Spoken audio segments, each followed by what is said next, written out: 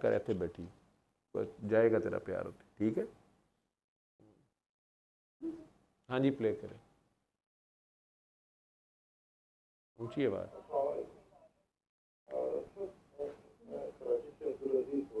आवाज़ जा रही है?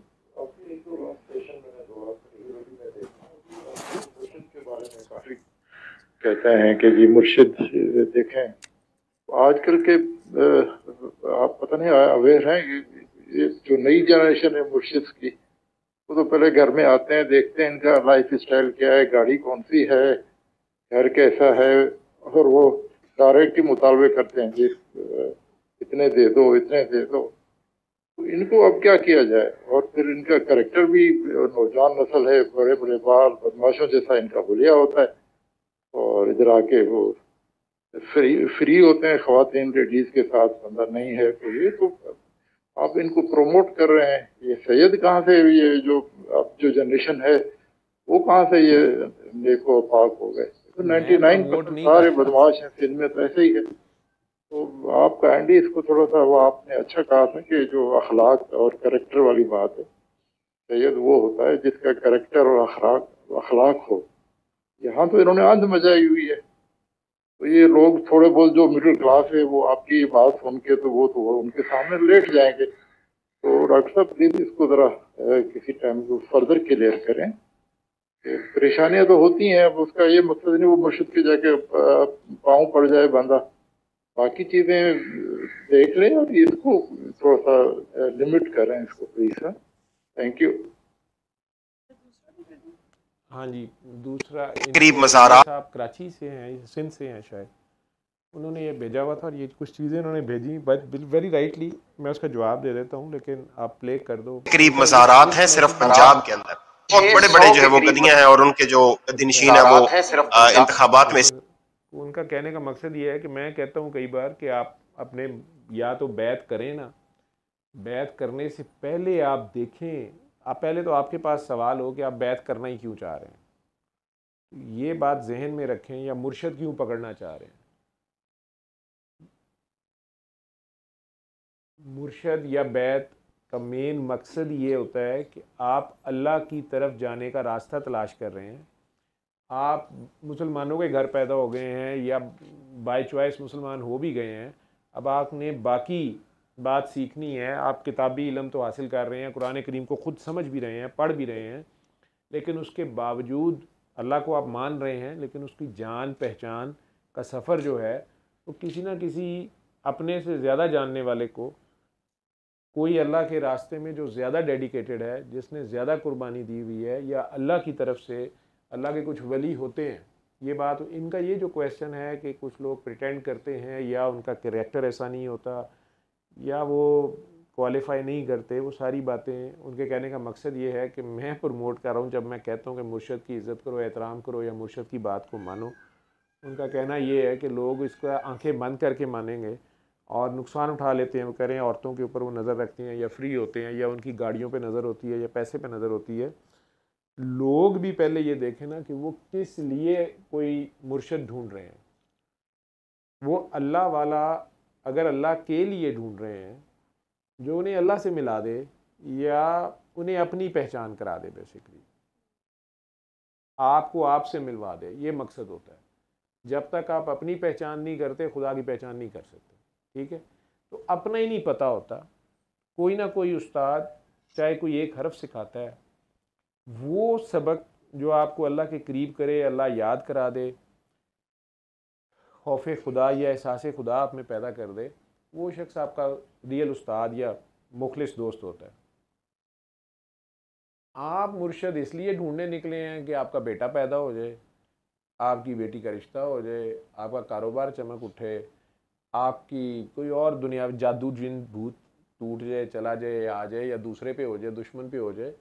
ये सारा तो दुनिया है। तो ये तो आप दुनिया के किसी माहिर को ढूंढ रहे हैं जो आपको दुनियादारी आप ही कामयाबी से करा दे। ठीक है, ये नहीं है मकसद। तो ये तो ऑलरेडी वो तो फिर वही होगा, इस तरह का ही कुशोबदाबाज आपको मिल जाएगा जिस चालाकी में आप हैं। आपने दुनिया लेनी है, दुनिया में से दुनिया देनी पड़ेगी। ठीक है, आप पेट्रोल लेने जाते हैं तो दुनिया की पैसे देते हैं ना, वहाँ आपको नाते तो नहीं कुछ सुनता आपसे, ना कोई आपसे तलावत सुनता है। वो तो पेट्रोल पंप वालों ने पैसे लेने हैं आपसे। बाज़ार से आपने कोई भी चीज़ ली है, दुनिया की कोई भी चीज़ मांगी है, तो उस हिसाब से आप दुनिया ही देते हैं। ये दुनिया का तो ये असूल है।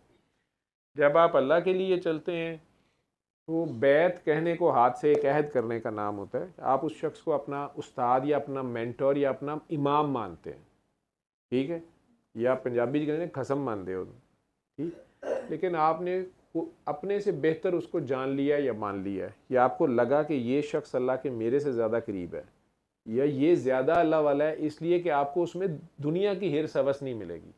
लेकिन वो भी मेरी तरह प्रिटेंड की जा सकती है। वो नहीं जी नहीं, मैं शुक्रिया भी नहीं लेता, मतलब मेरा तो मतलब ये होता है कि मैं सिर्फ शुक्रिया नहीं लेता, ठीक है। तो ये तो कोई गल नहीं कि शुक्रिया की तरह निकल गए, मेरा तो ये मतलब होता है। वो इतने हूँ बंदे पक्के ही हो गए ने कि सर तो शुक्रिया भी नहीं लेते, ठीक है, बी आप ही ला लिया बिच। तो खैर, तो ये ड्रामे सारे हो सकते हैं। अगर आपकी तलब वाकई अल्लाह का राह है, तो जहाँ बैठ के आपको सुकून मिले, आपको अल्लाह ही याद आ जाए, आपका ध्यान अल्लाह की तरफ रहे, आपको दीन दुनिया सब भूल जाए, आपका उस आस्थाने पे, उस दरगाह पे, उस दरबार पे किसी अल्लाह वाले के अगर बैठ के आपको एक सुकून मिलता है, आपकी कल्ब को सुकून मिलता है, आपकी रूह को सुकून मिलता है, तो वो जगह वहाँ कहीं अल्लाह करीब है, या वो शख्स कहीं अल्लाह के करीब है। ये एक ऐसी कैफियत है जो आप पे कोई दूसरा तारी नहीं कर सकता, ठीक है। वो आपकी अपनी पर्सनल फीलिंग है। आपके अंदर ही मकसद ये है कि उसको यहाँ से रिश्ता हो गया है, उनको वहाँ से बेटा मिल गया है, ठीक है, मुझे भी यहाँ से ये मिल जाएगा, तो वो तो आप दुनिया लेने निकले हुए हैं, ठीक। वो अल्लाह वाले कई बार कर भी देते हैं शुरू में, किंडरगार्टन के बच्चों की तरह टॉफ़ियाँ गोलियाँ शुरू में कर भी देते हैं, दुआ दे देते हैं, कह देते हैं अल्लाह भला करेगा, करम करेगा, या चलो ये पढ़ लो, या ख़ुद फूंक मार दी, या दम तावीज़ कर दिया। लेकिन असल में वो मैसेज यही दे रहे होते हैं कि यार मैं अल्लाह के हुक्म से ये दम कर रहा हूँ, या तावीज़ दे रहा हूँ, या सूरह रहमान सुनने को कह रहा हूँ। जैसे बाबा जी कह रहे थे, वो लेक्चर नहीं देते थे, वाज नहीं करते थे, उन्होंने कहा यार एक तरीका ये कर लो, लेकिन अल्लाह के रूबरू पेश हो जाओ, पेश होने को कहते थे। तो उसकी हुजूरी अगर उन्हें मिल जाए, जो भी तलबगार है, तो बेसिकली अपने आप को बीच में से माइनस करके वो अल्लाह की राह दिखा देते थे। जब हीरा मंडी में बैठे हुए थे, वहाँ ज़ाहिर बात है ये बात कोई सुनने पे तैयार नहीं होना था। वहाँ पे मौसीकी चल रही होती थी, लड़की नाच रही होती थी, उसी में वो कह देते थे इसके पाँव को देखो, तुम्हारा काला पीला ठीक हो जाएगा। तो लोग शराब के नशे में बैठे वहाँ मुजरा देखने आए हुए हैं, ठीक है, उन्हें अचानक बीच में अल्लाह की बात कर देनी, लेकिन उनकी ज़रूरत की बात के तहत से करनी।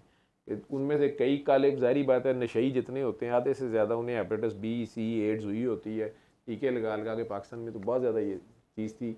वो अचानक उन्होंने ये बोल देना, कईयों को काले पीले जादू का वहम होता था, लेकिन उस हालत में, उस तमाशबीनी में अचानक अल्लाह का नारा लगा देना इस सेंस में, और ऊपर से लड़की की तरफ से कह देना, वो नाचने वाली काकी की तरफ से कह देना, जिसको वो ताड़ रहे होते थे या बाश या फोश निगाह से देख रहे होते थे, उसमें अचानक उन्हीं की ज़रूरत की बात कोई दूसरी कर देना। इतनी की बात हो सकती थी उसमें, लेकिन असल तो उनकी कुव्वत इरादी थी। उस शख्स की अपनी फीलिंग थी इस माशरे के लिए, उन बच्चियों के लिए, उन काकियों के लिए। उसकी वो इमोशन, उसका वो जज्बा जो था, उसको मटीरियलाइज वो कैसे कर देता था, वो इमोशन E=MC² से होकर कैसे ट्रांसफ़र होती थी, वो एक अलहदा फ़कीर का राज था।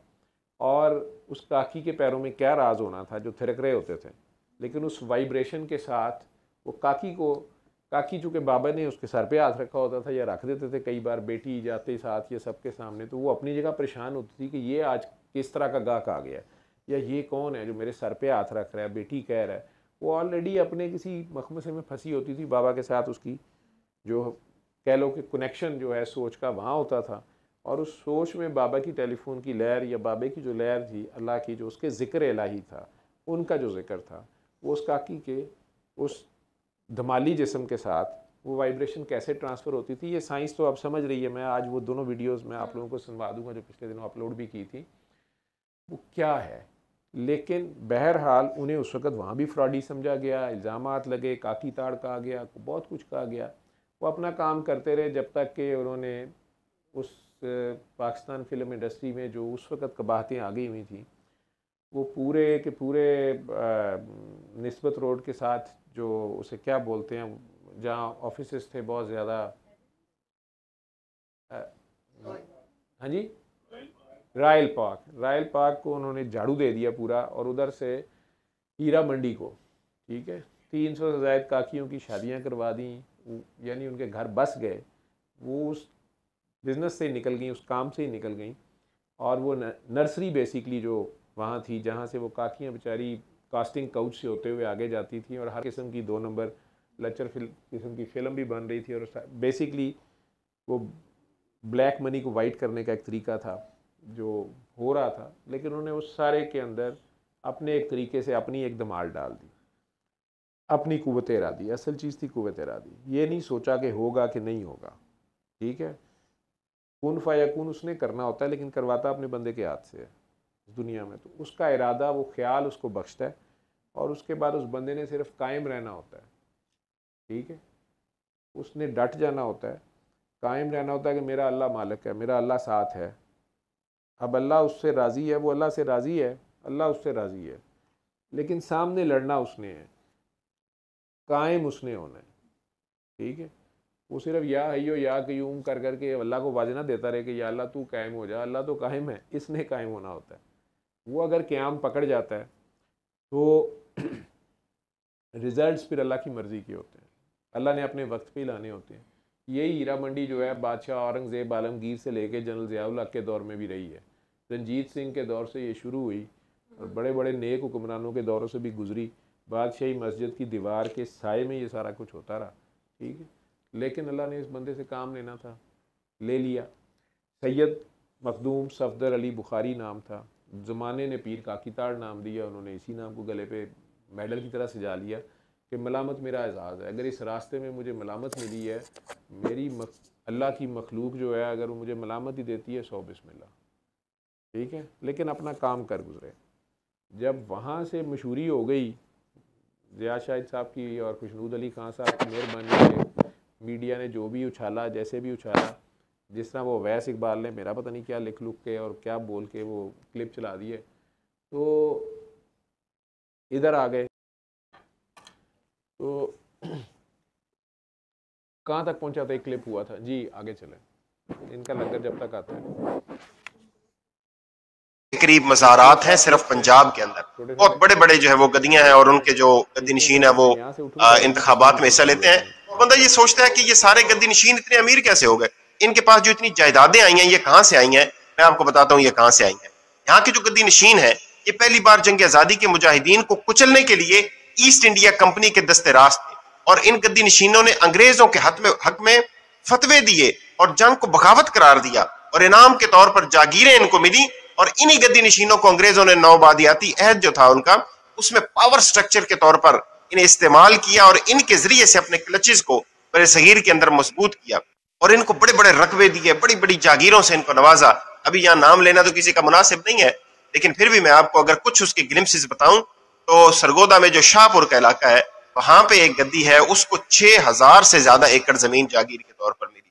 इसी तरह अटक में एक गद्दी है, वहां पे उनको 25,000 से ज्यादा एकड़ जमीन मिली। झंग का एक बहुत बड़ा नाम है सियासत के अंदर, उनको 9,000 एकड़ से ज्यादा जमीन जो है वो अंग्रेज ने दी। मुल्तान का एक बहुत बड़ा नाम है, उनको 11,000 एकड़ से ज्यादा जमीन दी। मुल्तान ही के एक और गद्दी है, उनको 7,000 से ज्यादा एकड़ जमीन दी। और एक जलालपुर में एक बहुत बड़ी गद्दी है, वहां पे भी पीर साहब एक हैं, तो उनको 34,000 एकड़ से ज्यादा जो है वो जमीन उनको दी गई। गिलानी है, इधर उधर, आप जिस तरफ देखेंगे आपको पता चलेगा कि, और दी क्यों दी, इसलिए कि जब 600 के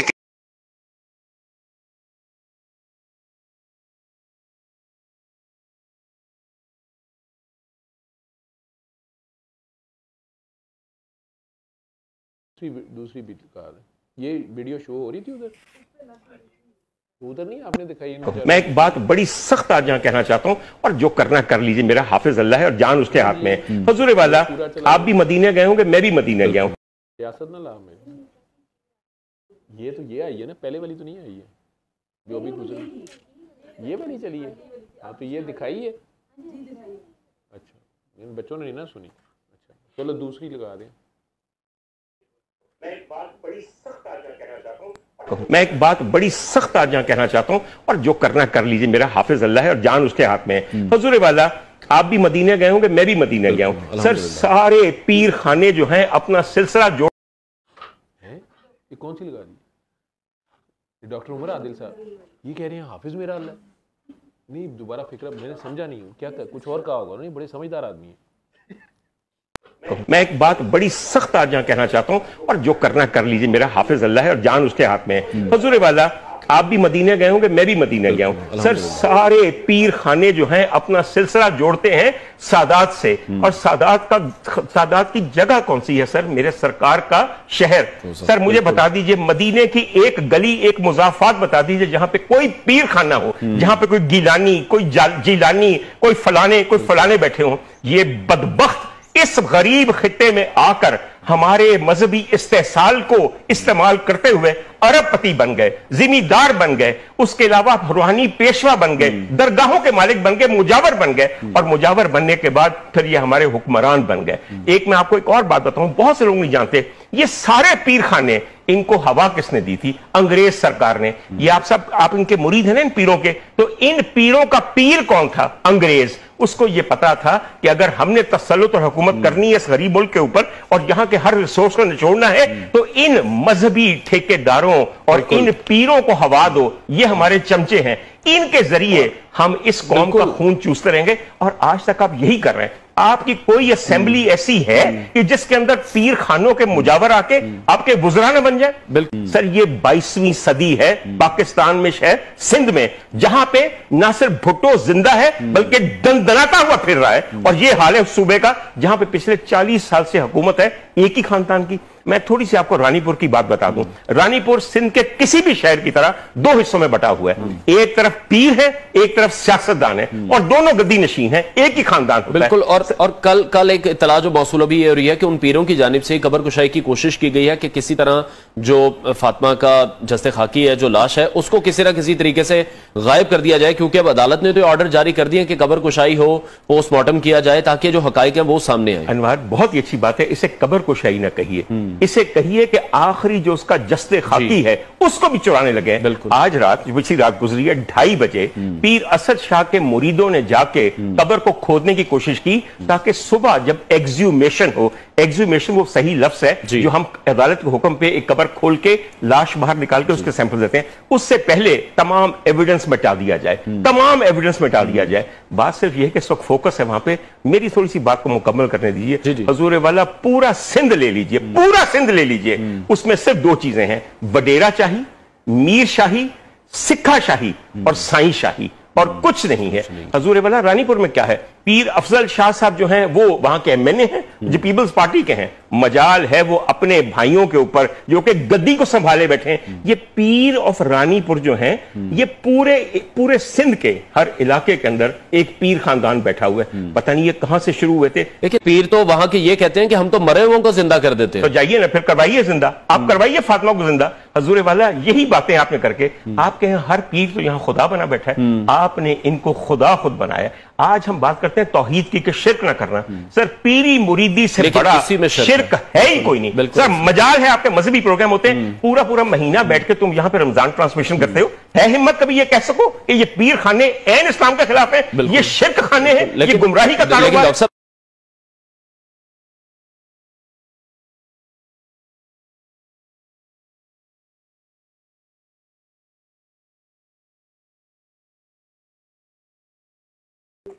कैसे हैं आप?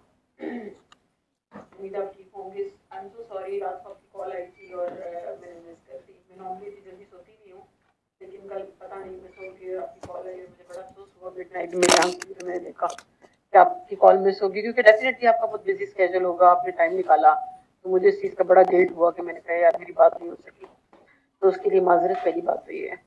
और दूसरा, मैंने भी यही सोचा कि कॉल का तो टाइमिंग का भी डिफरेंस है ना हमारा, तो एट टाइम्स नहीं बात हो पाती है, नहीं समझ आता, तो मैं आपको एक डिटेल टेक्स्ट भी भेज देती हूँ। आई होप कि आप टाइम निकाल के सुन पाए, मेरा पूरा टेक्स्ट आप सुन लें। तो डॉक्टर साहब, मेरा नाम सुमेरा है, मैं इंग्लैंड में होती हूँ, बर्मिंघम से बात कर रही हूँ आपसे। तो मतलब बेसिकली मुझे थोड़े दिन पहले ना आपसे इंट्रोड्यूस कराया था, मेरी एक फ्रेंड होती है दुबई में, उन्होंने इंट्रोड्यूस कराया था। तो दूसरा ये कि मैं नॉर्मली जो अपना ओवरऑल आपको अपना फेथ का बता रही हूँ कि मैं ये जो है ना पीरी फकीरी बाबे दरबार मजार में इन चीज़ों को कभी भी नहीं मानती से मुराद मेरे बस ये कंसेप्ट है कि ठीक है अल्लाह के नेक बंदे होंगे, लेकिन जो दुनिया से गुजर गई अब वो हमारे लिए क्या कर सकते हैं और ये वो, मतलब इन चीज़ों में ज़्यादा नहीं पड़ती। और मतलब बस मेरा यही एक कंसेप्ट है कि भाई जो है करने वाला वो करने वाली ज़ात अल्लाह की है।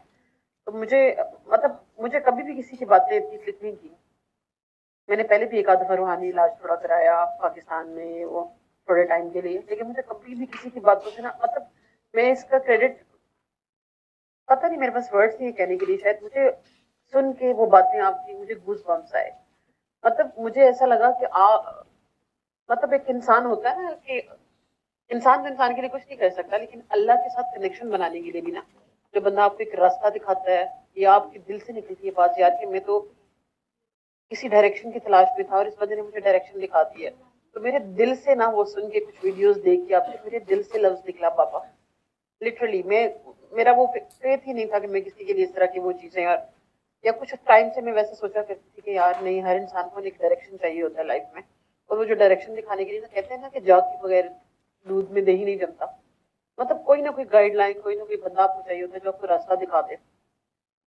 तो मेरे लिए बहुत यूजफुल थी आपकी वीडियोस जो भी देखती हूँ, अब नेटवर्क भी मैं लगा के सुनती रहती हूँ आपकी बातें, मतलब वो वाकई जो है ना आपकी सोल की ट्रीट है, मुझे बहुत मजा आता है सुन के।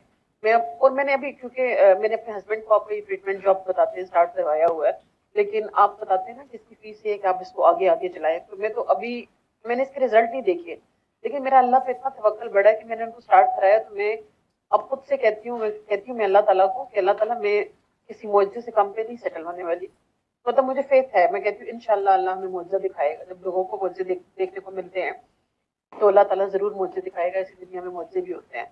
तो मैं ऑलरेडी लोगों को बताती हूँ, मैं जिसको होता है फॉरवर्ड करती हूँ, ये करो ये करो ये करो, क्योंकि डेफिनेटली अल्लाह का कलाम है, अल्लाह के कलाम में बहुत ज्यादा बरकत है। तो पहले तो ये थोड़ा सा, मतलब आपको इस चीज़ का मैं थैंक यू आपको इसके लिए बोलना चाहती थी कि आपने मुझे एक रास्ता दिखाया है, तो जिसके लिए मैं हमेशा आपकी शुक्रगुजार रहूँगी।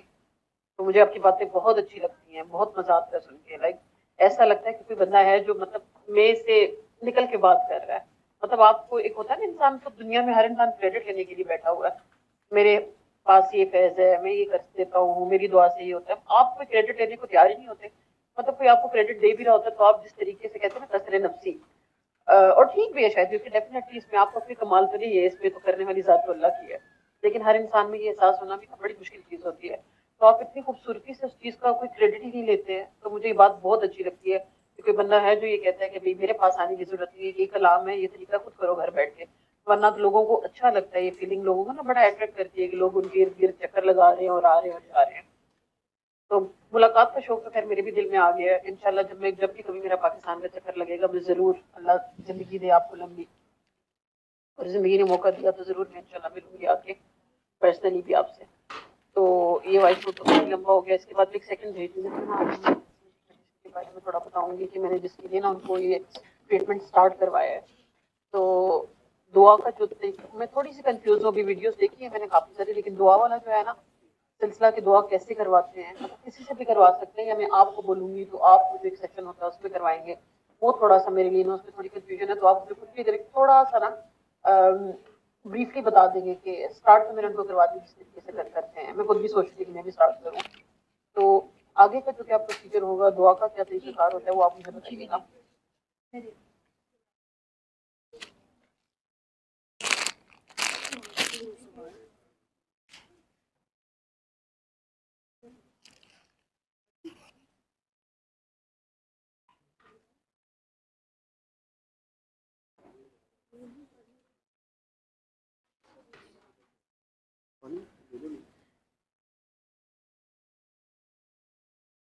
सर वो फिक्स वाला क्वेश्चन है वो भी पढ़ दूं? हाँ जी, उसे पढ़ लें ना उसी सीक्वेंस में। ये इसी तुम केस लाया हुआ है, मुझे थोड़ा कम कर लो यार, बंद कर दो ये वाला, बंद कर दो, वो चल रहा है, ऐसे कर लो, जब गर्मी होगी फिर चला।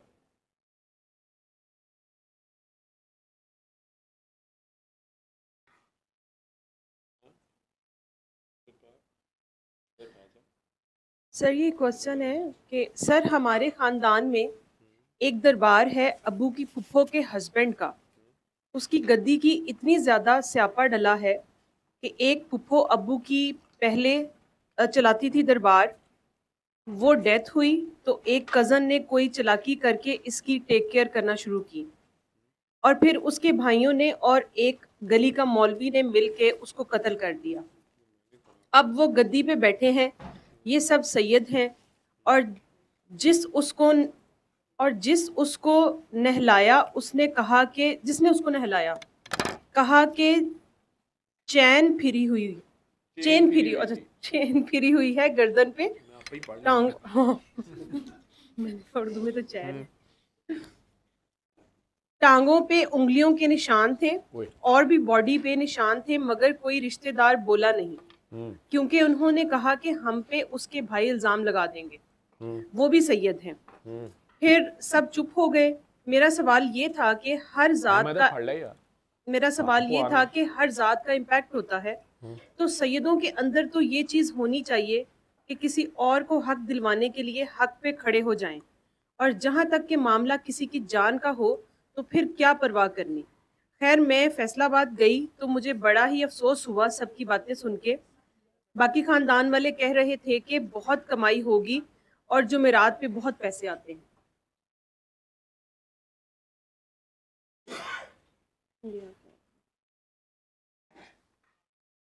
बस अस्सलाम वालेकुम। ऊंची है बस। मैं आपको यूट्यूब यूट्यूबर फैन हूँ, तो मैं आपका काफ़ी अच्छे चैनल पे आपको जो हैं क्लिप्स देख रही हूँ,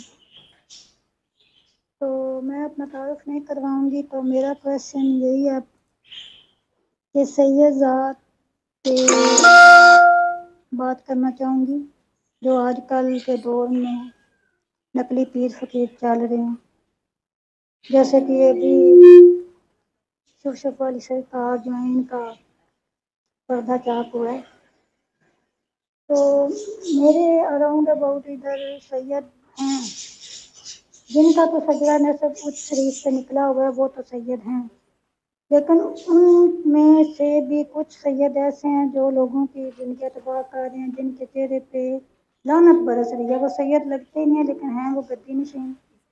क्योंकि मैं 2-3 सैयद ऐसे जानती हूँ कि उनके दादा परदादों की दरबार बने हुए, लोग उन पे चढ़ावे चढ़ाते हैं, सब मनते मानते हैं। तो मेरा क्वेश्चन ये है कि इस चलते दौर में उन जैसे सैयद जिनके चेहरे पे नूर भी नहीं है और बंदा उनका इकराम भी करता है और पता भी है उनके करतूत क्या है, वो लोगों पे जादू भी कर रहे हैं, पंचतन पाक का भी नाम ले रहे हैं, तस्बीहां भी पढ़ा रहे हैं, लीगल अनलीगल सारे काम चल रहे हैं। तो फिर इस सिलसिले में उनका फिर अदब किस लिहाज तक हम पे वाजिब है, और हमें इस सिलसिले में क्या करना चाहिए, उनसे दूर रहना चाहिए या उन्हें। अब मैं आपसे बात पूछूं, आपको भी समझ जाए।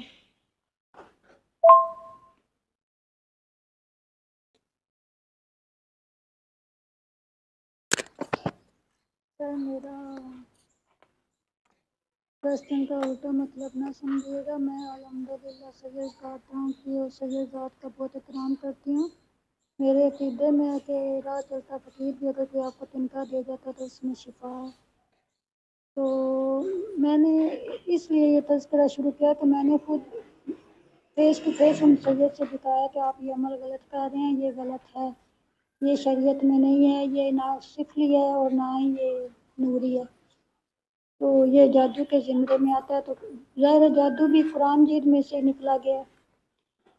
तो उन्होंने कहा कि तू फिक्र ना कर, मैं सैयद ज़ात हूँ, मुझे ज़्यादा पता है, पानी जितना भी गंदा हो आग बुझाने के लिए काफ़ी है, और मैं जितना भी मेरा करैक्टर ख़राब है ना, तो ये मेरे लिए है, और मैं अपनी जो मेरे मानने वाले जो मेरी उम्मत है वो सब मैं उनके लिए काफ़ी हूँ।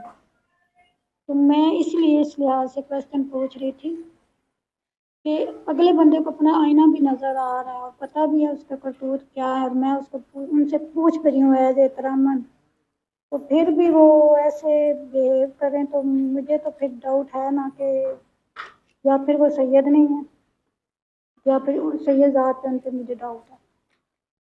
तो इसलिए मैं ये क्वेश्चन कर रही थी कि चलते दौर में जो औरतें आजकल पीर और फकीरों के पास भाग रही हैं, पहले अपने अमाल दुरुस्त करें। अल्लाह खुद ही मामले, जो कहते हैं अल्लाह के मामले सीधे करें ना, तो दुनिया के मामले खुद सीधे हो जाते हैं। तो आजकल की औरतें जो भाग भाग के फकीरों के पास जा रही हैं, तो इस सिलसिले में मैंने ये क्वेश्चन किया कि हर बंदा वली नहीं है और हर बंदा सैयद नहीं है। सर 7 हो गई। नहीं बोल रही 7 तक हो गई। 7 हो गई।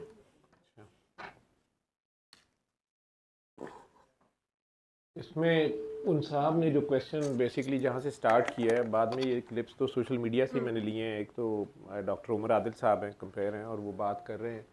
एक और दूसरा बच्चा है, साफ़ी है कोई, जो हिस्ट्री तारीख नरेट कर रहा है इंडो पाक की, और उसमें वो कह रहे हैं कि ये दरबारों के ऊपर जो गद्दी नशीनी और उनके साथ बहुत बड़ी जायदाद और मुख्तलिफ़ ख़ानदानों को नवाजा था अंग्रेज़ों ने अपने सियासी मकासद के लिए, और इनमें से बहुत से वो लोग हैं जिन्होंने जंग आज़ादी में अंग्रेज़ के साथ दिया और लोकल लोगों को बागी या बगावत में शामिल समझा, फतवे भी दिए, और उनकी जान जो है वो गई इसी काम में इन लोगों की वजह से या इनके जत्थों की वजह से। वो काफ़ी हद तक सही है। शायद कोई एक आध केस ऐसा हो जिन्होंने जंग आज़ादी में अंग्रेज़ के ख़िलाफ़ लड़ा हो, जो दरबार हो।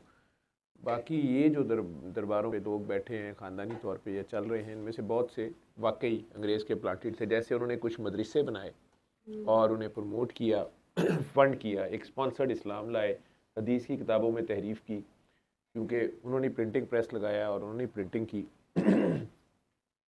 ये सारा कुछ हुआ, इसमें कोई शक नहीं है।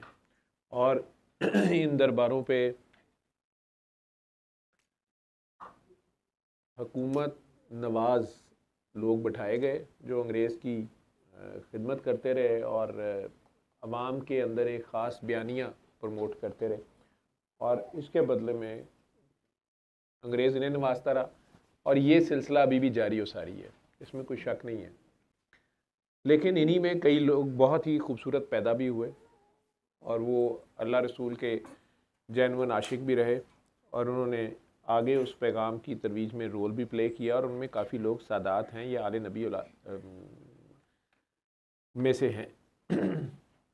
दूसरा जो ख़ातून, ये जो जिनकी ऑडियो बहुत कम थी, आवाज़ शायद आप लोगों को भी ना समझ आई हो, मैंने बड़ी मुश्किल से सुना था हेडफोन्स लगा के, उनका भी एतराज़ तकरीबन वो कराची वाले साहब वाला था कि जो सादात हैं या पीर बने हुए हैं या सादात हैं, बहुत से जो लोग हैं ये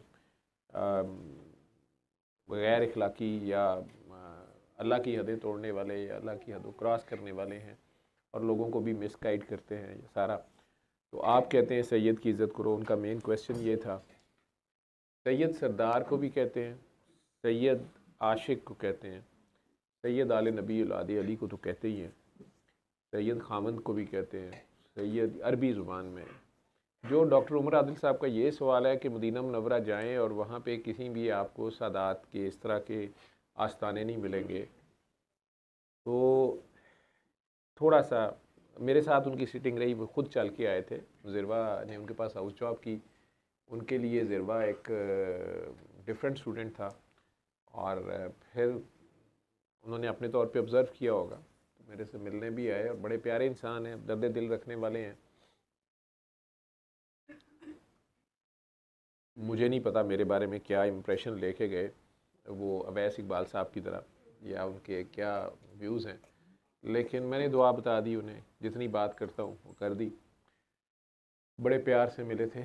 ये मुझे नहीं, क्लिप उनका मुझे नहीं पता कब का है, इसमें काफ़ी हद तक बातें वो ठीक कर रहे हैं, लेकिन जहाँ तक वो ये बात कर रहे हैं कि सादात यहाँ के जाली सादात हैं या इनकी वो हरकतें नहीं हैं या वहाँ क्यों नहीं है सादात का निशान या कुछ, वो बड़ी पेनफुल हिस्ट्री है। जिन लोगों ने करबला बर्पा की थी, बनु उमैया कि वो ज़्यादा लोग थे या अरब में कबायली सिस्टम है, उनकी उसके बाद भी 100 साल हुकूमत रही। जिस तरह आपके मुल्क में बीबी बेनज़ीर शहीद होती हैं, तो वो तो शहीद हो गई हुई है, लेकिन भुट्टो साहब जिंदा है, ठीक है। इसी तरह उनकी शहादत का कुछ पता ही नहीं बीबी का, हालांकि उनके मियाँ साहब 5 साल इस मुल्क के हुक्मरान रहे, टॉप मोस्ट सीट उनके पास, सदर की सीट, आर्मी के भी कमांडर इन चीफ वो रहे और वैसे भी सदर पाकिस्तान रहे। उसके बाद अब फिर माशाल्लाह आजकल हैं, उन्होंने स्कॉटलैंड यार्ड मंगवा ली, दुनिया की बेस्ट डिटेक्टिव एजेंसी, उन्होंने यूएनओ का पूरा मिशन बनी, पूरी दुनिया की बेस्ट पुलिस या इन्वेस्टिगेशन के बंदे मंगवा लिए, और बीबी बेनज़ीर का बेटा खुद जवान है माशाल्लाह, ऐसे चलता है वो। तो हमारे गांव में इस तरह के बंदे को अमूमन नहीं बाहर निकलने देते, इस तरह के बच्चे को, क्योंकि वो अगर इस तरह आकड़ के चले तो साढ़े दे पिंड का कोई मेरा ख्याल है छोटा मोटा मरासी भी कहता चल पहले मां दे कातल ते फड़ के आ, तो वो मतलब छोटा पिंड है, वो ਇਹੋ ਜਿਹੀਆਂ ਹਰਤਾਂ ਨੇ ਉਹਨਾਂ ਦੀਆਂ, फैसलाबाद के नेड़े आ ना, तो इस तरह ही ना है। तो लेकिन वो कम से कम चौड़ा होकर नहीं तुरन देंगे, ठीक है, अगू पिछू कितनों कितों कोई ना कोई जड़ा ना उंगली करा देता है कि चल होए। तो बहरहाल वो बीबी की शहादत का तो किसी को पता ही नहीं है, 14-17 साल हो गए, इतनी ज़्यादा बेस्ट डिटेक्टिव एजेंसियाँ, सैटेलाइट चैनल्स, सैटेलाइट्स की मौजूदगी, कैमरास की मौजूदगी, उसके बावजूद हमें नहीं पता कि क्या हुआ। और 9 मई को लाहौर में क्या हुआ क्या नहीं हुआ, ठीक है, उसके ऊपर मुख्तलिफ आरा और मुख्तलिफ कहानियाँ हैं, ठीक है, और जो भी हुकूमत होगी उसी का बयानिया चलेगा, या हिस्ट्री उनके जो लेपालक होंगे वो जो लिखेंगे वो चलेगी। ये सारा कुछ आज से 100 साल बाद वाला कैसे एनालाइज करेगा? तो अगर करबला बर्पा करने वाले 100 साल हुकूमत में रहे, उन्होंने पूरी कोशिश की कि सादात को मिटाया जाए, क्योंकि बहरहाल जो मुसलमान थे, अजान में से अशहदु अन्ना मुहम्मदुर रसूलुल्लाह ख़त्म नहीं किया जा सकता था, दीन था ही मुहम्मदुर रसूलुल्लाह, ठीक है। और फिर कुरान तक जाते थे तो वहाँ अहले बैत का जिक्र या उनके सरकार का ये कहना कि मेरे जो कुर्ब वाले हैं या कुर्बा हैं या अकरबा हैं, इसी तरह उनके घर वालों का जिक्र, बीवियों का जिक्र, तो वो तो आना ही आना था। उसमें फिर जो उनसे मोहब्बत थी आल से, वो ऑटोमेटिक थी। जो हुक्मरान थे, क्योंकि इस्लाम वो इस्लाम रहा नहीं, इस्लाम में ये हुक्मरानी इस तरह थी ही नहीं। इस्लाम इस चीज़ का नाम नहीं, इस्लाम एक निज़ाम का नाम है, अल्लाह के कवानीन का नाम है। वो जो अल्लाह धड़ल्ले से कहता ना, इन्हें कहो तुम भी इस तरह की एक आयत बना के लाओ, वो अल्लाह कोई शायरी के कलाम की बात नहीं कर रहा कि कोई शेर व शायरी तुम भी इस तरह की तुकबंदी कर लो और कहो जी देखो हमने भी अरबी में ऐसी। वो तो कई अरबों ने, कई बेवकूफ़ों ने, अभी भी आजकल भी कई लोगों ने नेट के ऊपर आपको मिल जाती हैं कि वो कुरान का मजाक उड़ा रहे हैं या सूरह रहमान की मिमिक्री करके नाउज़ुबिल्लाह। तो वो कई कह रहे होते हैं देखे जी उससे बेहतर कंप्यूटर बना देता है, ये कर देता है, वो कर देता है। ये नहीं कह रहा। जो साइंस आज कुरान की उन निशानियों को आज एक्सप्लोर कर रही है, आज उसे कई बातें समझ आ रही हैं और ऐसे ऐसे राज खुल रहे हैं, क्वांटम फिज़िक्स और वो सारा कुछ, कि वो अल्लाह करीम उस वक़्त कह रहा है, जो ख़बरें दे रहा है, जो बातें बता रहा है, वो वही हो रही हैं या वो लाज वैसे ही रहते हैं। वो आप उन्हें चेंज अपनी मर्ज़ी से चेंज कर लें नहीं होता, ठीक है, ये वो कह रहे हैं। अब वो सारी बात अल्लाह करीम की नबी करीम के थ्रू हमारे तक पहुँची। उनके बाद उन्होंने कहा था कि तुम में कोई पार्टी, कोई जमात ऐसी होनी चाहिए जो लोगों को अल्लाह की तरफ बुलाती रहे, ठीक है। वो अल्लाह की मर्ज़ी है, वो अल्लाह को उसके लिए हुक्मरान नहीं चाहिए होते, कोई ताकतवर नहीं चाहिए होते, बहुत बड़ा जत्था नहीं चाहिए होता, ये उसकी तौफीक है। ये सूरह बकरा की आई थिंक 124-25वीं आयत है, उसमें हज़रत इब्राहीम अलैहिस्सलाम की दुआ है जो उन्होंने अल्लाह करीम से फरमाया हुआ है कि या अल्लाह, जब अल्लाह उन पे खुश हुआ, अल्लाह फरमा रहा है, जो मैं कोट ही कर दूं आगे पीछे ना हो जाए, कि मैंने उसको जब मुख्तलिफ इम्तिहानों में वो कामयाब हुआ, अल्लाह करीम फरमा रहे हैं या अल्लाह की नज़र में, या अल्लाह करीम उनकी उन कुर्बानियों से, कुर्बानी से कुर्ब मिलता है ना, तो अल्लाह करीम खुश हुआ। तो उस पर वो कह रहा है कि मैंने फ़ैसला किया कि इसको इमाम बनाऊँ। आज चाहे वो क्रिश्चियनिटी है जो काकी अभी यहाँ बैठी हुई थी, चाहे वो यहूदियों का मज़हब है, ठीक है, इन सब को एब्राहमिक फेथ्स कहा जाता है और चाहे मुस्लिम्स नबी करीम सल्लल्लाहु अलैहि वसल्लम है, चाहे हज़रत इस्माईल की औलाद है नबी करीम सल्लल्लाहु अलैहि वसल्लम, और चाहे हज़रत इसहाक़ अलैहिस्सलाम की औलाद है जिसमें हज़रत ईसा भी आ रहे हैं, हज़रत मूसा भी आ रहे हैं, हज़रत यूसुफ भी आ रहे हैं, हज़रत दाऊद भी आ रहे हैं। ये सारों का जो मैसेज है, इन सारों का जो इमाम है वो अल्लाह फरमा रहा है हज़रत इब्राहीम अलैहिस्सलाम को उस वक़्त, ठीक है। अब उसमें अल्लाह करीम ख़ुद अपने जो उनके अल्फाज हैं वो कह रहे हैं, और याद करो कि जब इब्राहीम को अलैहिस्सलाम को हमने आज़माया उसके रब ने और बहुत सी बातों में, और उसने उन सब को पूरा कर दिया, उनमें हुआ, तो तब अल्लाह ने फरमाया है इब्राहीम अलैहिस्सलाम अब मैं तुम्हें नोए इंसानी का इमाम बनाने वाला हूँ, ठीक है। अल्लाह के दोस्त का भी, खलील अल्लाह का भी खिताब है उनके साथ। तो अल्लाह कह रहे हैं कि इब्राहीम ने फ़ौरन कहा कि मेरी औलाद में से भी, यानी आगे मेरी औलाद में भी चले, ठीक है। मिन ज़ुरियती का लफ्ज़, ज़ुरियत है ही एक घर के लफ्ज़ जो उनकी बैरल ब्लड लाइन होगी। तो अल्लाह फरमा रहा है मेरा ये अहद ज़ालिमों से मुतल्लक़ नहीं होगा। ये अल्लाह का करीब वादा है। ये जो काकी जी इतना बोल रही हैं कि जो सैयद ऐसे है जो वैसे है, अगर वो अपने दर्जे से गिर गया है तो ये नबी करीम सल्लल्लाहु अलैहि वसल्लम बड़ा वाज़ेह फैसला दे चुके हैं। उन्होंने बीबी फातिमा का नाम लेके कर दिया हुआ है कि अगर फातिमा भी अल्लाह माफ़ करे चोरी करे तो उसका भी हाथ काटा जाएगा, लॉ वहीं रहेगा, देन शी इज़ क्रिमिनल। उसको इस बात पे नहीं छोड़ा जाएगा कि ये सादात है, सैयद है या नबी करीम सल्लल्लाहु अलैहि वसल्लम की औलाद, बीबी फातिमा है वो, ठीक है। सरकार ने फैसला दे दिया, लेकिन अल्लाह का फैसला हज़रत इब्राहीम के दौर से ऑलरेडी मौजूद है कि मेरा वादा ज़ालिमों के लिए नहीं है। मुझे अपने बाबा जी की बात याद है, ये तो बड़े लोग हैं ना हज़रत इब्राहीम अलैहिस्सलाम नबी के, ये तो मजहबी बात है।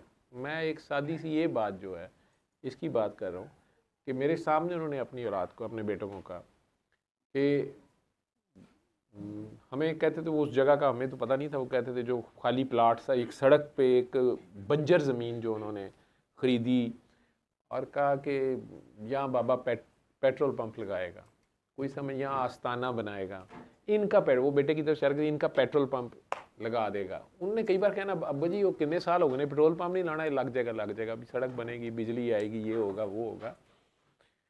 तो उसमें वो कहते थे आस्ताना बनाना है।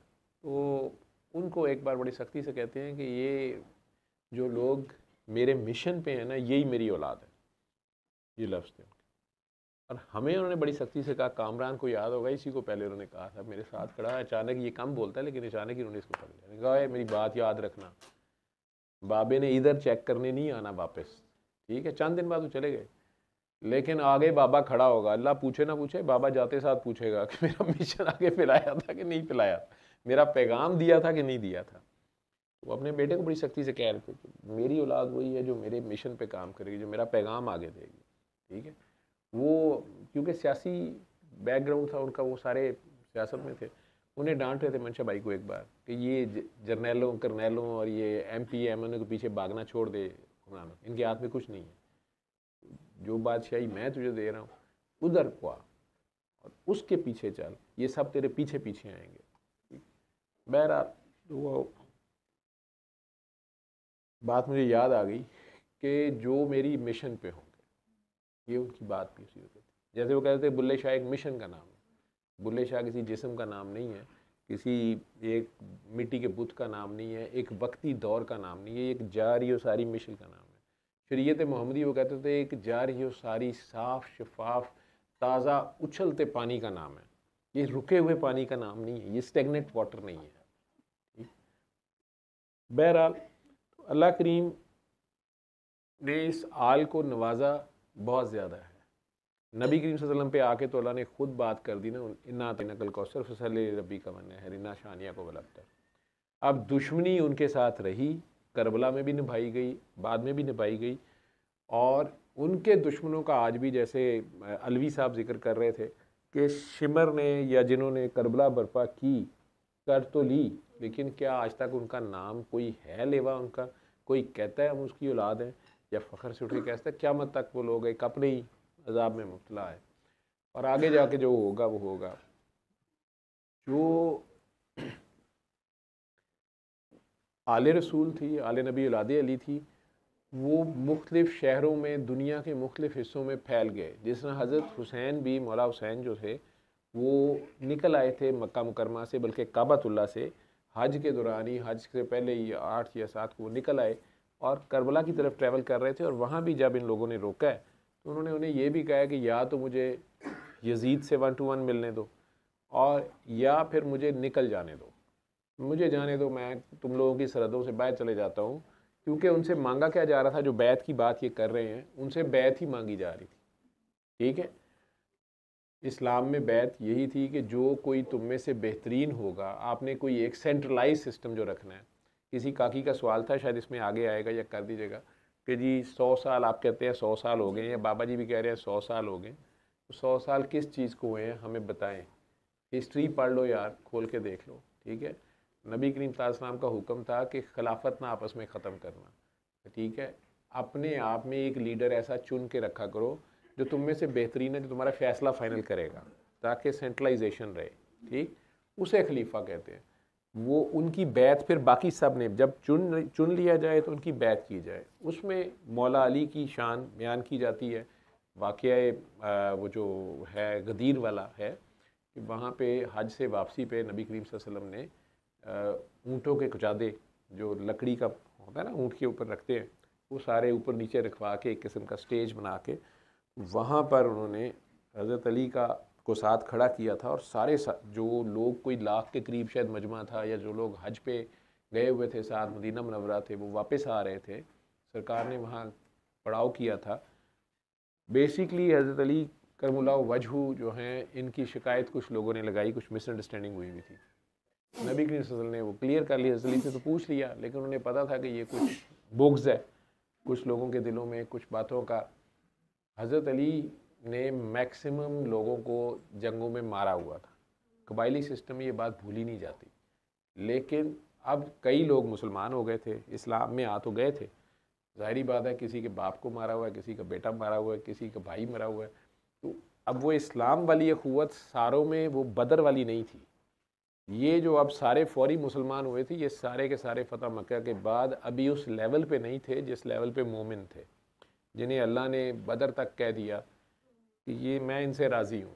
जो अलवी साहब की बार बार डिमांड है कि अल्लाह मेरे से राज़ी हो जाए। ठीक है, वो लोग थे जिनके बारे में अल्लाह ने कह दिया कि इनसे मैं राज़ी हूँ। जैसे वो हज़रत इब्राहीम अलैहिस्सलाम से उनकी ज़िंदगी में राज़ी हो गया, कह दिया कि मैंने, जब वो मेरे टेस्टों में पूरा, मैंने उसको इमाम बनाने का, दुनिया का इमाम बनाने का फ़ैसला कर लिया। इसी तरह ये इमामत तो उस घर में ही है, लेकिन उस मिशन में कई उस घर से भी अगर निकल गए, अगर उन्होंने घर में होते हुए घर वालों को जहर दे दिया तो फिर वो नहीं रहा ना उस दर्जे पे। लेकिन बहरहाल उस वक़्त जो हालात थे, और जो सरकार के डाई हार्ड किस्म के सोल्जर थे, जो वेल ट्रेंड, जो शुरू से साथ थे, वो बहुत थोड़े रह गए थे। ठीक है, मुख्तलिफ जंगों में काम भी आए, वो आगे ट्रेनिंग कर रहे थे बाकियों की। लेकिन वही अल्लाह वाली बात सूरह हुजरात वाली कि ये कहते हैं हम ईमान लाए, इन्हें कहो कि नहीं, ये कहें कि हम इस्लाम। अल्लाह डिफ्रेंशिएट कर रहा है इस पॉइंट को, अल्लाह खुद डिफ्रेंशिएट कर रहा है कि इस जोम में ना रहे कि ये ईमान ले आए या नहीं, ये इस्लाम ले आए हैं। इन्होंने सलामती मांगी है। कईयों ने जाने बचाने के लिए इस्लाम कबूल कर लिया, या ला इलाहा इल्लल्लाह मुहम्मद रसूलुल्लाह पढ़ लिया, तो दायरा इस्लाम में आ गए, उन्हें पीस में आ गए। ठीक है, लेकिन ईमान अभी इनके दिलों में दाखिल नहीं हुआ। ये अल्लाह फैसला दे रहा है कि सिर्फ आप ज़ुबान से कह दें तो आप मोमिन नहीं बन जाते। हाँ, मुसलमान आप कह सकते हैं, आप हो गए, मुसलमानों के घर पैदा हो गए, आप मुसलमान हो गए, या आप नॉन मुस्लिम भी थे, आपने कलमा पढ़ लिया। पाकिस्तान में अब जैसे वो लॉ, अब वो देखे ना कि वो कैथोलिक होते हुए वो तीसरी शादी कर रहा है बंदा, कोई उसे पूछने वाला नहीं है। ठीक, इधर वैसे ही हम मुसलमान तो वैसे ही नहीं उसे कुछ कहेंगे, हमें क्या जरूरत, तो मैं कौन हूँ, तो मैंने वैसे अपने नॉलेज के लिए पूछ लिया, क्योंकि मेरे जहन में ये था कि मुझे, ये बाजी के घर माली है, वो काका रहा हुआ है पहले, पुराना मुलाजिम, तो मेरे जहन में था कि ये क्रिश्चियन है। तो अब वो काकी चूँकि कह रही थी तीसरी शादी कर ली और भाभी, तो मैंने इसलिए फिर पूछ ही लिया कि आप लोग क्रिश्चियन है। मैंने कहा शायद या कज़न कहीं जा रहा हो सकता है मुस्लिम्स हैं, वो एम ही मैं सोच रहा हूँ। उसने कह दिया हमें, उस पर मुझे पूछना पड़ गया कि जी उसने, आपके देवर ने दूसरी शादी कैसे कर ली, तीसरी कैसे कर ली। ठीक है, उन्होंने कहा जी कर लो मेरे मैंने कहा मुस्लिम हो गया होगा, लोग ऐसे भी हो जाते हैं लॉ को करने के लिए। उन्होंने कहा नहीं जी नहीं, होया हुआ कोई नहीं, बस उसने कर लिया। तो हमारे में भी ऐसे ही है, लेकिन अल्लाह तो नहीं ना रूल्स रिलैक्स करता, अल्लाह के लॉ अटल है। बाकी इंसान फिर अपना नुकसान खुद करता है। तो उसमें चूँकि वो लोग ये कर सुन्नी वाबी सारे ही मानते हैं कि अली और हक कभी जुदा नहीं हो सकते, ठीक है, और अगर सारी नो इंसानी एक साइड पे जा रही हो और अली एक साइड पे जा रहा हो तो अली को ना छोड़ना, अली और हक कभी जुदा नहीं होंगे, ठीक है। और अगर नातके कुरान कह दिया गया उन्हें, ठीक, उन्हें कुरान की नस कह दिया गया, उन्हें मोमिनीन का जो कह दिया गया कि कुल्ले ईमान का लफ्ज़ इस्तेमाल कर दिया गया नबी करीम सल्लल्लाहु अलैहि वसल्लम ने। और फिर प्रैक्टिकल से भी नबी करीम ने किया कि जब भी इमानतें अगर सौंपनी, अपनी इमानतें सौंपनी है तो वो मौला अली को सौंप के जाते हैं, ठीक। एक दो जंगों के ऊपर पीछे छोड़ गए हैं तो मौला अली तड़पे हैं कि जी मैंने नहीं जान पे जाना। साहब ने कहा नहीं, पीछे औरतों और बच्चों का कौन ध्यान करेगा, मतलब सरकार के अपने काम से जो भी था। खैबर में बुलाना भी पड़ गया, शायद दिखाना था सारों को। तो अब शबाशाह साहब मुझे याद आ गए, यहाँ पे वो गाना लगा लेते होते हैं, याद मेरी उनको आती तो होगी।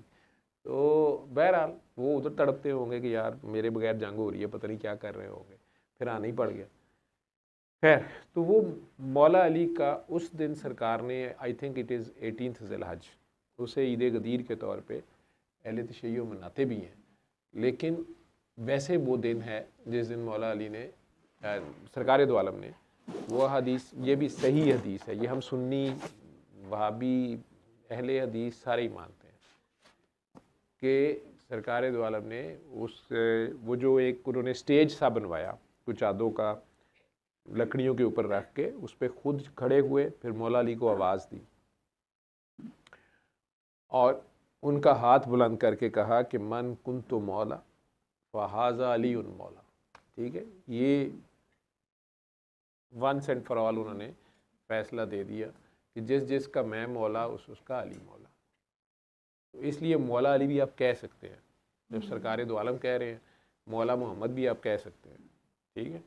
मौला अल्लाह को भी कहते हैं, लेकिन यहाँ जो लफ्ज़ हैं उसे दोस्त कह लें, साथी कह लें, जो अरब में मौला का लफ्ज़ वैसे यूज़ होता था वो है। उसमें नबी करीम सल्लल्लाहु अलैहि वसल्लम जब खुद उन्हें कह रहे हैं तो आप और मैं कौन होते हैं इसमें कोई बहस करने वाले या ना करने वाले। एक सैयद तो वो हैं। अब उनकी आल औलाद जो थी, जब मुसलमान डिविएट किए, शहादत हज़रत उस्मान गनी के बाद से 7 साल जो हज़रत अली रहे हैं, वो घोड़े की पीठ पे जंगें ही करते रहे, मतलब वो सेटल ही करते रहे हैं, बगावतें सोचे, क्योंकि ये जो कच्चे पक्के मुसलमान नए नए थे, वो अब सारे के सारे अजीब व गरीब जो ग्रोह थे, वो अपनी जो भी नई रास्ता निकालते थे उसके लिए उन्हें रोकना पड़ता था, उसमें फिर जंग हो जाती थी। ये करते कराते वो तो शहीद हो गए। उसके बाद मौला हसन ने 6 माह ये खिलाफत, लोगों ने उन्हें बनाया, मदीना वालों ने, मुसलमानों ने उन्हें चूज़ किया, लेकिन उधर से अमीर मुआविया जो शाम के गवर्नर थे वो मानने पे तैयार नहीं थे, जो हज़रत अली के दौर से नहीं मान रहे थे, और इधर से मिस्र के गवर्नर थे अमरो बिन लास साहब। तो बहरहाल क्योंकि ये सब चल रहा था, मौला हसन ने सुलह करने की खातिर वो सारा ख़त्म किया। ये हिस्ट्री सबको पता है, सादात की हिस्ट्री का चूँकि डॉक्टर साहब जिक्र कर गए हैं तो बहरहाल इसको करना ज़रूरी है। जो मुझे पता है, अगर मैं गलत हूँ तो किताबों से आप लोग खुद पढ़ लें, सारे जो आपकी किताबें हैं जिसे आप इल्म हासिल करना चाहें, किसी ने रोका नहीं है। लेकिन है ये शर्मनाक हिस्ट्री कि उन्हें भी जहर दे दिया गया और देने वाला भी कोई सैयद ही था। तो बहरहाल ये साजिश की गई, तो मौला हसन भी शहीद हुए। उसके बाद मौला हुसैन वाला वाक़या तो सारों को करबला का पता है। अब उनके बेटे हज़रत ज़ैनुल आबदीन बचे, जो बीबी पाक फातिमा वाली लीनियज है, ठीक है। लेकिन हज़रत अब्बास जिस तरह थे वो हज़रत इमाम हुसैन के भाई हैं और हज़रत अली के बेटे हैं, लेकिन बीबी फातिमा से नहीं है। इसी तरह और भी बेटे थे, हज़रत अली की और भी शादियाँ थी। बीबी फातिमा के दुनिया से जाने के बाद बहुत सी शादियाँ थी उनकी, उनमें से बहुत सी औलादें हैं उनकी। वो सारे भी बहरहाल आले अली तो हैं, औलादे अली तो हैं, ठीक है। आले मोहम्मद वो बन जाते हैं अगर वो उसी मिशन पे आ जाते हैं, नहीं तो वो औलादे अली तो है। मौला अब्बास सब औलादे अली तो है ना, ठीक है। अगर वो उसी मिशन पे आ जाते हैं तो आल में भी आ गए, औलाद में तो हैं ही हैं वो हज़रत अली की, तो आले नबी औलादे अली में वो शामिल हो जाते हैं। ये सब लोग मुख्तलिफ़ शहरों में फैल गए आहिस्ता आहिस्ता। बल्कि जो मुसलमानों की हुकूमत थी जहाँ तक भी, सो कॉल जो मुस्लिम स्टेट थी, उसमें से भी कई निकल गए, क्योंकि उस पर जुल्म होता रहा। अगली 11 जनरेशन आगे जुल्म होता रहा।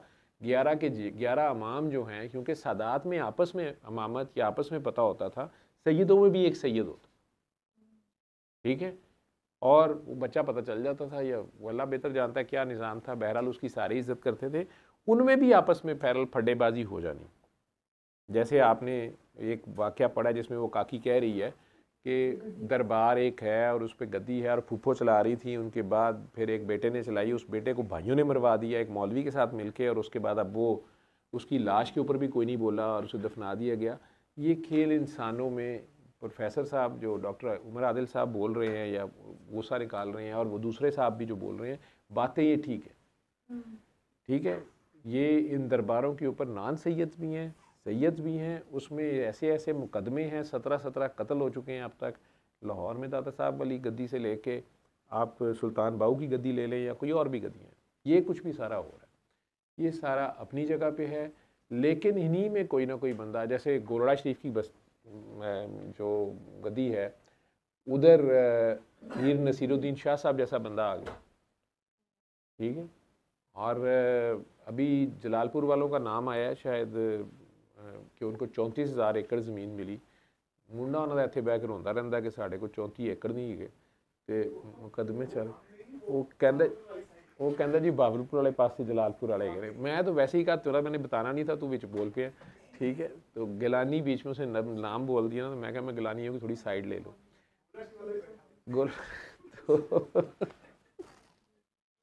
मुझे तो पता नहीं है, अच्छा किया तुम दोनों ने बता दिया। तो गोलड़ा वालों में पीर नसीरुद्दीन शाह साहब जैसा बंदा भी आया, पीर मेहर अली शाह साहब तो थे ही थे, तो उनकी वो नात तो सारों ने सुनी हुई है, कित्थे मेहर अली कित्थे तेरी सना, गुस्ताख अखियाँ कित्थे जा लड़ियाँ। और लेकिन बैत उन्होंने या उनके मुर्शद जो हैं वो वैसे सियाल शरीफ वाले हैं, ठीक है, वो नॉन सैयद हैं, ठीक। इसी तरह बाबा बुल्ले शाह जो हैं वो सैयद हैं, गिलानी और बुखारी कॉम्बिनेशन है, ठीक। उच्च शरीफ के जो सैयद घराना 1000 साल पहले आया था, जलालुद्दीन सुरखपोश बुखारी साहब, उनकी औलाद आगे से और गिलानियों की कॉम्बिनेशन में से बाबा बुल्ले शाह हो रहा है। लेकिन बुल्ले शाह आके अराइयों के अनायत शाह से बैत हो रहा है, या उनसे उनको वो फ्लेम वापस लेना पड़ रहा है, या वो जोत जगाई जा रही है, उनको वो राह दिखाई जा रही है, उनको सिरा उस गुत्थी का पकड़ाया जा रहा है, उनको उनसे मिलवाया जा रहा है। तो कोई तो ऐसी बात है कि बाबा बुल्ले शाह जो है घर के शहीदों को छोड़ के एक अराई जो है उसके दरवाजे पे आ गया, ठीक है, कोई तो चीज़ है। इसी तरह बाबा फरीदुद्दीन गंज शक्कर जो हैं या बाबा बहाउद्दीन ज़करिया जो हैं, ये लोग सैयद नहीं हैं, नॉन सैयद्स हैं। कुछ अलवी हैं, कुछ हज़रत अली की दूसरी औलादे हैं, या हाशमी हैं, कोई कुरैशी हैं, ऐसे कह लें। लेकिन सैयद उस तरह नहीं है, बीबी पाक फातिमा की औलाद नहीं है, आले नबी में से आएंगे, औलाद अली नहीं है, ठीक। लेकिन उस मिशन पे आ गए तो अल्लाह करीम ने उनसे ये काम ले लिया, अल्लाह ले रहा है। वो बाबा मोइनुद्दीन चिश्ती ने बाबा फरीदुद्दीन गंज शक्कर को माइनस नहीं आउट कर दिया कि नहीं ये नहीं मेरे इसमें आएगा, नहीं, वो उनकी लीनिएज को वो तीसरे नंबर पे वो पोता एक किस्म का उनके बन रहे हैं, वो दादा पीर है और वो पोता बन रहा है, ठीक है। बाबा मोइनुद्दीन चिश्ती का अपना पोता जो है उसका नाम बता दें मुझे, ठीक।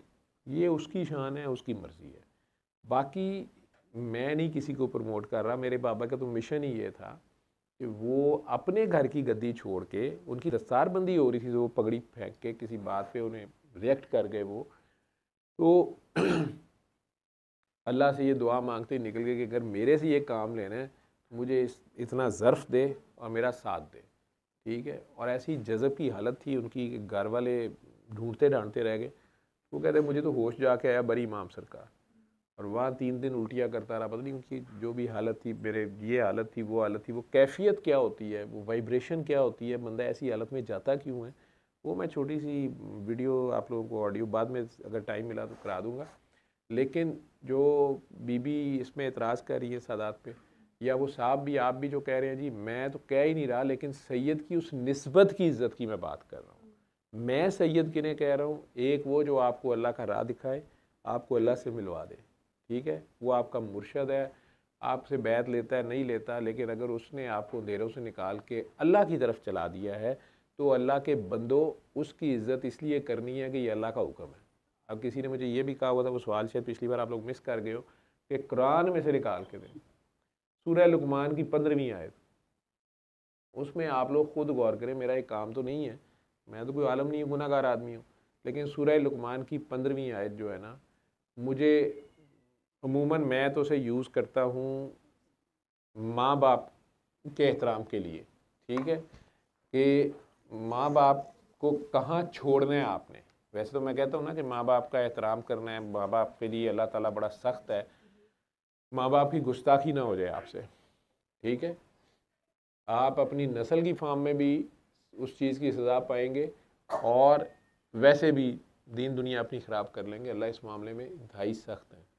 सिर्फ एक बात है जिसमें वो माँ बाप को छोड़ देने का हुक्म दे रहा है, एक बात है जिसमें आप माँ बाप को टोटल इग्नोर कर देंगे, और वो है जहाँ वो अल्लाह को छोड़ने को कहें, जहाँ वो मोहम्मद सल्लल्लाहु अलैहि वसल्लम के रास्ते को छोड़ने को कहें, उनके असूलों को, उनकी हदों को तोड़ने को कहें, तो अल्लाह के वहाँ अल्फाज ये हैं।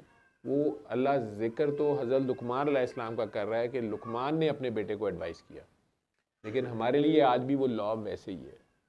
वहाँ पे मुर्शद का जिक्र है उस आयत में।